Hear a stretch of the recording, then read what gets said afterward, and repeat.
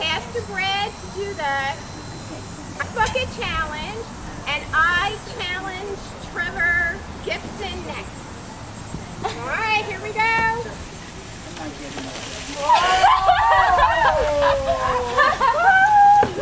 It's freezing cold.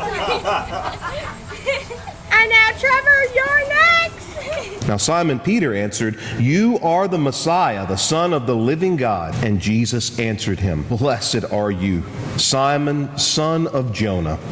For flesh and blood has not revealed this to you, but my Father in heaven. And I tell you, you are Peter, and on this rock I will build my church, and the gates of hell will not prevail against it. I will give you the keys of the kingdom of heaven, and whatever you bind on earth will be bound in heaven, and whatever you loose on earth will be loosed in heaven." Turn in your keychain to your house key. Now, think about the first time, maybe at the closing or when you signed the rental agreement, when you got that house key, how you felt. This puppy is mine. I remember the first time my wife and I bought our own house. We went immediately and started painting over the paneling. And I'll never forget, about an hour into it, just out of habit, she said, "I wonder what the owners are going to think about this." And I said, "Honey, that's us." Actually, us and the bank. But wow, the reality takes a while to set in.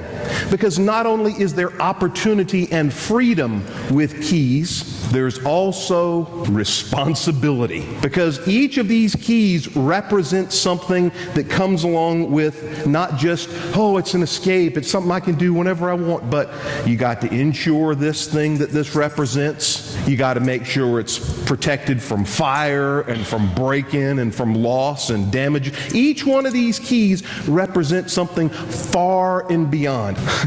Church isn't where you go. Church is who y'all are through the waters of baptism. God said, "You're mine. You are mine forever and ever," and nothing's ever going to change that. And every time we come back and confess, we say, "Jesus, we did it again. We have messed up. We have destroyed it all. Forgive us." And you know what? Every time Jesus says, "I forgive you. I love you. No sin that's ever going to keep you from me." Because nothing is stronger than God. And we get to confess Jesus just like Simon Peter. Each of us gets to confess Jesus when we go into places where sin and darkness seem to be running the show.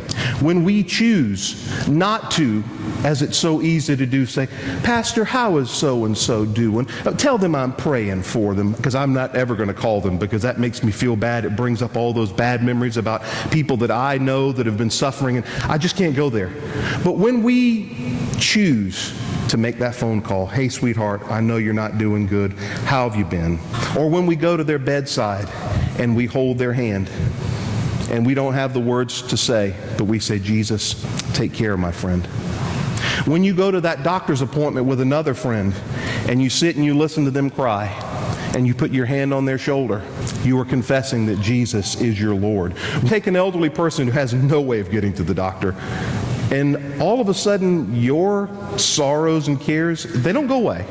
They don't seem as big anymore. Have you ever had that? God is giving you the keys. Y'all, us, the keys to heaven, to unlock heaven here today. Not just for us to step through, but for us to unlock it for the world and say, this is what grace is like. This is what a love that doesn't say no based on how bad or good we are. This is what it's like. I'll leave you with this question. What doors are we unlocking? Individually and collectively. And what doors are we locking people out?